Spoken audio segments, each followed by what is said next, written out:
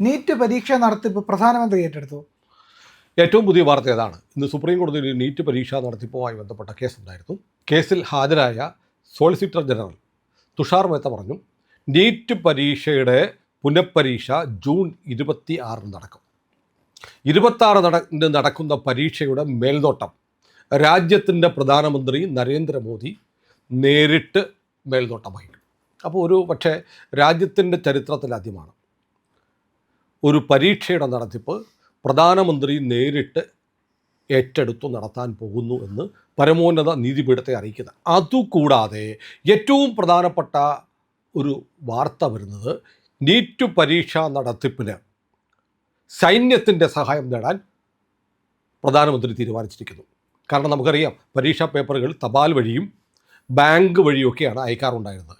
അപ്പോൾ പല കൈമറിഞ്ഞു പോകുമ്പോൾ ഈ പരീക്ഷാ പേപ്പറുകൾ ചോരാനുള്ള സാധ്യത കണക്കിലെടുത്താണ് ഇനി സൈന്യത്തിൻ്റെ സഹായം തേടുന്നു. അപ്പോൾ 26-ാം തീയതി രാജ്യത്തിൻ്റെ വിവിധ ഭാഗങ്ങളിലുള്ള പരീക്ഷാ കേന്ദ്രങ്ങളിൽ പരീക്ഷാ പേപ്പർ എത്തിക്കുന്നത് സൈന്യമായിരിക്കും. സൈന്യം എന്ന് പറഞ്ഞാൽ ഇന്ത്യൻ എയർഫോഴ്സിനെ ആ ചുമതല ഏൽപ്പിക്കുന്നു എന്നാണ് മനസ്സിലാക്കുന്നത്. അപ്പോൾ രാജ്യത്തിൻ്റെ വിവിധ ഭാഗങ്ങളിലേക്ക് എയർഫോഴ്സിൻ്റെ വിമാനങ്ങളിൽ പരീക്ഷാ പേപ്പറുകൾ എത്തിക്കും. ആ പരീക്ഷാ സെൻറ്ററുകളിലേക്ക് ഇതെത്തിക്കുന്നതും വ്യോമസേനയുടെ അല്ലെങ്കിൽ സൈന്യത്തിൻ്റെ നേതൃത്വത്തിലായിരിക്കും. അപ്പോൾ ഇത് വളരെ പ്രധാനപ്പെട്ടൊരു കാര്യമാണ്. അപ്പോൾ നമ്മുടെ നാട്ടിൽ ഒരു പരീക്ഷ നടത്താൻ പോലും സൈന്യം ഇടപെടേണ്ടി വരുന്നു എന്നുള്ളത് അതീവ ഗുരുതരമായ സാഹചര്യമാണ്. ഇന്ത്യയുടെ പ്രധാനമന്ത്രി തന്നെ ഒരു പരീക്ഷയുടെ നടത്തിപ്പ്, ആദ്യം നടത്തിയ പരീക്ഷയുടെ ചോദ്യപേപ്പറുകൾ ചോർന്നു പോയി എന്തുകൊണ്ടാണ് പുനഃപരീക്ഷ നടത്തുന്നത്? 22,79,743 കുട്ടികളാണ് പരീക്ഷ എഴുതിയത്. അവരുടെ ആകെ ഭാവിയെ ബാധിക്കുന്ന തരത്തിൽ പരീക്ഷാ നടത്തിപ്പ് അവതാളത്തിലാക്കിയതാണ്. ആയതല്ലല്ലോ, സ്വാഭാവികമായി സംഭവിക്കുന്ന ഒന്നല്ല. ഒരു കലാമിറ്റി, ഒരു ദുരന്തം വന്നിട്ട്, പ്രകൃതി ദുരന്തം വന്ന് എവിടെയെങ്കിലും ഈ പരീക്ഷാ പേപ്പറുകൾ കൊണ്ടുപോകുമ്പോൾ ഒരു വാഹനാപകടം ഉണ്ടാകുന്നു, പേപ്പറുകൾ പൊട്ടിപ്പോകുന്നു, ലീക്കാവുന്നു എന്നൊക്കെ പറഞ്ഞാൽ മനസ്സിലാക്കാം. ഇതങ്ങനെയല്ല. ഡെലിബറേറ്റായിട്ട് ഉദ്യോഗസ്ഥരും പരീക്ഷാ നടത്തിപ്പുമായി ബന്ധപ്പെട്ട ആളുകളും ചേർന്ന് മനഃപൂർവ്വം പരീക്ഷാ പേപ്പറുകൾ ലീക്കാക്കുകയാണ്. വേണമെങ്കിൽ പറഞ്ഞു വെക്കാവുന്നൊരു കാര്യം, അവർക്ക് സാമ്പത്തിക താല്പര്യം കൊണ്ട് പണമുണ്ടാക്കാൻ വേണ്ടി ചെയ്തു എന്ന് പറയാം.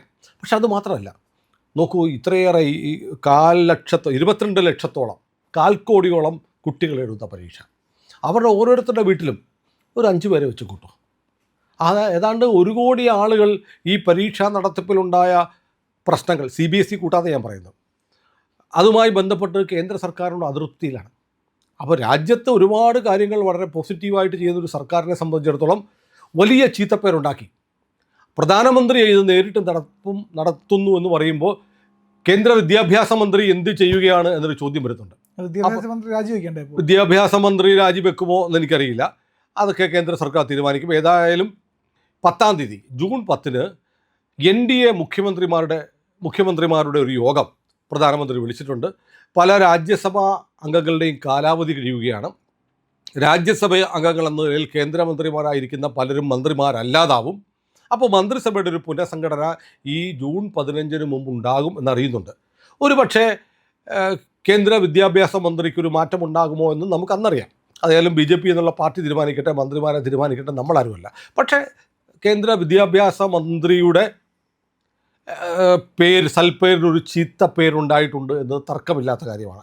അതുകൊണ്ടാണല്ലോ കേന്ദ്ര വിദ്യാഭ്യാസ മന്ത്രിയല്ല, പ്രധാനമന്ത്രിയാണ് ഇത് നേരിട്ട് ഈ പരീക്ഷയുടെ നടത്തിപ്പ് വിലയിരുത്തുകയും നേതൃത്വം കൊടുക്കുകയും ചെയ്യുന്നതെന്ന് പരമോന്നത നീതിപീഠത്തിൻ്റെ മുമ്പാകെ സോളിസിറ്റർ ജനറലിന് പറയേണ്ടി വന്നിരിക്കുന്നു.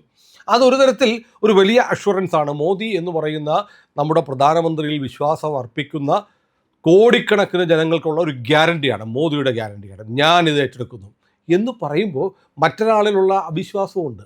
വിദ്യാഭ്യാസ മന്ത്രിയുടെ സീറ്റിലിരിക്കുന്ന ആളിലുള്ള അവിശ്വാസമുണ്ട്. അതിൻ്റെ വ്യാഖ്യാനം അങ്ങനെ പോകട്ടെ. ഇപ്പോൾ ഏതായാലും പരീക്ഷാ നടത്തിപ്പ് വല്ലാത്ത അവമതി കേന്ദ്ര സർക്കാരിന് ഉണ്ടാക്കിയിട്ടുണ്ട് എന്നത് തർക്കമറ്റ വസ്തുതയാണ്. നമ്മൾ കേന്ദ്ര സർക്കാരിൻ്റെ പരിപാടികളൊക്കെ നമുക്കറിയാമല്ലോ, നമ്മൾ നിരന്തരം പ്രോത്സാഹിപ്പിക്കുന്ന, പ്രചരിപ്പിക്കുന്ന നരേന്ദ്രമോദിക്ക് നിരന്തരമായി പിന്തുണ കൊടുക്കുന്ന ഒരു ചാനലാണ് ഇന്ത്യ ലൈവ്. കാരണം നമ്മൾ ദേശീയതര ഭാഗത്ത് നിൽക്കുന്നു, നേഷൻ ഫസ്റ്റ് എന്നുള്ള മുദ്രാവാക്യം നമ്മൾ ഉയർത്തിപ്പിടിക്കുന്നു. രാജ്യത്തിൻ്റെ ഇന്നത്തെ ഏറ്റവും ഗുണകരമായ മുന്നോട്ട് പോക്കിന് നരേന്ദ്രമോദിയുടെ സർക്കാർ അധികാരത്തിൽ വരേണ്ടത് അനിവാര്യമാണ് എന്ന് കരുതുന്നവരാണ് നമ്മൾ. എന്നിട്ടും നമുക്ക് പോലും വിമർശിക്കേണ്ടി വന്നു. എന്തുകൊണ്ടാണ് ഈ പരാതികളുണ്ട് എന്ന് നമുക്ക് പറയേണ്ടി വന്നത്? നമ്മുടെ നൂറുകണക്കിനായ പ്രേക്ഷകർ നമ്മളോട് വിളിച്ചു പറയുക, ഞങ്ങൾക്കൊക്കെ മോദിയെ അതെ ഇഷ്ടമാണ്, പക്ഷേ പ്രധാനമന്ത്രിയുടെ കാലത്ത് എന്താ ഇങ്ങനെ സംഭവിക്കുന്നത് എന്ന് അവർ ചോദിക്കുന്നു.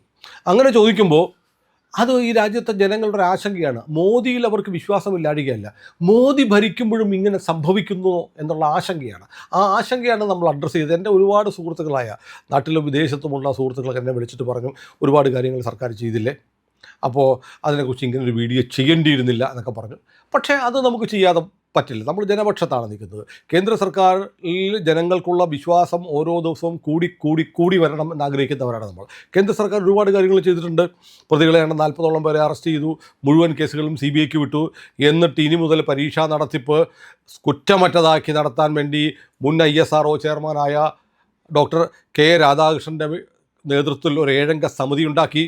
അടുത്ത വർഷം മുതൽ പൂർണ്ണമായും കമ്പ്യൂട്ടർ അധിഷ്ഠിത പരീക്ഷ ആയിരിക്കുമെന്ന് ഉറപ്പുവരുത്തി. ഇതെല്ലാം ചെയ്യുന്നുണ്ട്. ഇതെല്ലാം ചെയ്യുമ്പോഴും ഈ ഒരൊറ്റ കാര്യം പൊക്കിപ്പിടിച്ച് കേന്ദ്ര സർക്കാരിൻ്റെ പ്രവർത്തനങ്ങൾ ആകെ മോശമാണെന്ന് പ്രചരിപ്പിക്കാനുള്ള ഒരു നീക്കം നടക്കുന്നുണ്ട്. കോക്രോച്ച് പാർട്ടി എന്നൊക്കെ പറഞ്ഞവരെയൊക്കെ നമ്മൾ കണ്ടതാണ്. പക്ഷേ അതിനകത്ത് ഈ പറഞ്ഞതുപോലെ ഒരു തവണ പോലും സംഭവിക്കാൻ പാടില്ലാത്തൊരു വീഴ്ചയാണ് 2024 നടക്കുന്നു. ഇതിനു മുമ്പും നടന്നിട്ടുണ്ട്.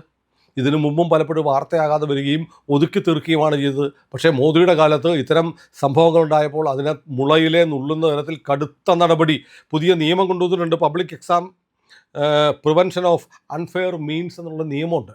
ആ നിയമപ്രകാരം ഇത്തരം പൊതുപരീക്ഷകളുടെ കാര്യത്തിൽ അവിഹിതമായ ഇടപെടലുകളോ ചോദ്യപേപ്പർ ചോർച്ചയോ ഒക്കെ ഉണ്ടാക്കിയാൽ 10 വർഷം വരെ തടവും 1 കോടി രൂപ വരെ പിഴയും ചുമത്താവുന്ന തരത്തിലേക്കുള്ള നിയമനിർമ്മാണം നടത്തിയിട്ടുണ്ട്. അത് കർശനമായി നടപ്പാക്കാൻ പോകുന്നു. പിന്നെ ഇതിലെ പ്രതികളൊക്കെ വമ്പന്മാരാണ്. ഇതിൻ്റെ സൂത്രധാരൻ സിക്കന്ദർ യാദവേന്ദു എന്ന് പറഞ്ഞ ഒരാളെ അറസ്റ്റ് ചെയ്തിട്ടുണ്ട്.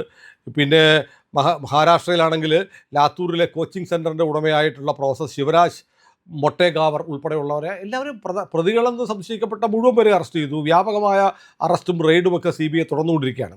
ഏതായാലും നഷ്ടപ്പെട്ടു പോയ ഒരു വിശ്വാസം പരീക്ഷാ നടത്തിപ്പിൽ എന്തോ ഒരു കുഴപ്പമുണ്ടാക്കുന്നു എന്ന തരത്തിലുള്ള ഒരു പ്രചാരണം കൊടുമ്പിരിക്കൊണ്ടിട്ടുണ്ട്.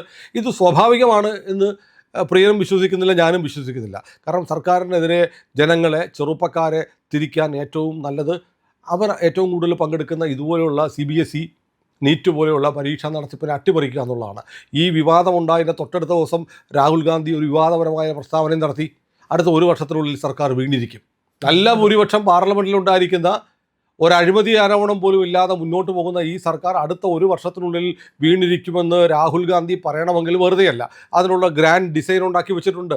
ആ ഡിസൈനിൻ്റെ ഭാഗമായിട്ടാണ് ഇത്തരം പരീക്ഷാ നടത്തിപ്പുകൾ അവതാളത്തിലാവുകയും ചോദ്യപേപ്പറുകൾ ചോരുകയും യൂത്തിന്, ജെൻസി എന്ന് പറയുന്ന യുവജനങ്ങൾക്ക് വല്ലാത്ത അസ്വസ്ഥത ഉണ്ടാവുകയും ചെയ്യുന്നത്. നമുക്കറിയാം, ഇന്ത്യയിലെ ഏറ്റവും കൂടുതൽ യുവാക്കൾ ഇഷ്ടപ്പെടുന്ന ആൾ നരേന്ദ്രമോദിയാണ്. ജെൻസി കലാപം എന്തുകൊണ്ടാണ് ഇവിടെ ഉണ്ടാവാത്തതെന്ന് വിലപിക്കുന്ന കെജ്രിവാളിനും രാഹുൽ ഗാന്ധിക്കുമൊക്കെ അത്ഭുതമാണ് ഈ ചെറുപ്പക്കാർ മുഴുവൻ എന്തുകൊണ്ട് മോദിയുടെ പിന്നിൽ നിൽക്കുന്നു എന്നുള്ളത്. അത് അട്ടിമറിക്കുക, ആ വിശ്വാസം തകർക്കുക എന്നതിൻ്റെ കൂടി ഭാഗമായിട്ടാണ് ഈ ചോദ്യപേപ്പർ ചോർച്ച അടക്കമുള്ള പ്രശ്നങ്ങൾ ഉണ്ടാകുന്നതെന്ന് സാമാന്യ ബുദ്ധിയുള്ള എല്ലാവർക്കും മനസ്സിലാവും. ഏതായാലും പ്രധാനമന്ത്രി ഏറ്റവും ഉചിതമായ തീരുമാനമെടുത്തിരിക്കുന്നു. ഞാൻ തന്നെ ഈ പരീക്ഷയുടെ നടത്തിപ്പിൻ്റെ ഉത്തരവാദിത്തം ഏറ്റെടുക്കുന്നു എന്ന് പറഞ്ഞാൽ നമുക്ക് അതിനപ്പുറത്തൊരു വിശ്വാസമില്ല. കാരണം ഇനി എന്തെങ്കിലും പിഴവ് പറ്റിയാൽ ആരുടെ വീഴ്ചയാണ്? പ്രധാനമന്ത്രിയുടെ വീഴ്ചയാണ്. രാജ്യത്തെ പ്രധാനമന്ത്രി ഇത്ര വലിയ ഉറപ്പ്, ഈ പരീക്ഷ ഇനി ഞാൻ ഏറ്റെടുത്തിരിക്കുന്നു എന്ന് സുപ്രീം കോടതിയിൽ പ്രധാനമന്ത്രിക്ക് വേണ്ടി പറയുകയും സൈന്യത്തെ ഉൾപ്പെടുത്തിക്കൊണ്ടുള്ള ഒരു പരീക്ഷാ നടത്തിപ്പ്, സൈന്യത്തിൻ്റെ ചുമതലയിൽ പരീക്ഷാ ചുമതലകൾ നടപ്പാക്കാൻ തീരുമാനിക്കുകയും ചെയ്തിരിക്കുന്നു എന്നുള്ളത് ഏറ്റവും സ്വാഗതാർഹമായ കാര്യമാണ്. ഏതായാലും നമ്മുടെ യുവാക്കളുടെ ഭാവിയെ ബാധിക്കുന്ന വളരെ പ്രധാനപ്പെട്ട ഒരു പരീക്ഷയാണ് നീറ്റ്. CBSEയും അതുപോലെ തന്നെ അതിൽ കൂടുതൽ കാര്യക്ഷമത ഇനി ഉണ്ടാകുമെന്ന് നമുക്ക് പ്രധാനമന്ത്രിയുടെ തീരുമാനത്തോടെ കരുതാം. നമ്മുടെ ചാനൽ സബ്സ്ക്രൈബ് ചെയ്യാത്ത പ്രിയപ്പെട്ട പ്രേക്ഷകർ ദയവായി ഇപ്പോൾ തന്നെ ചെയ്യണേ.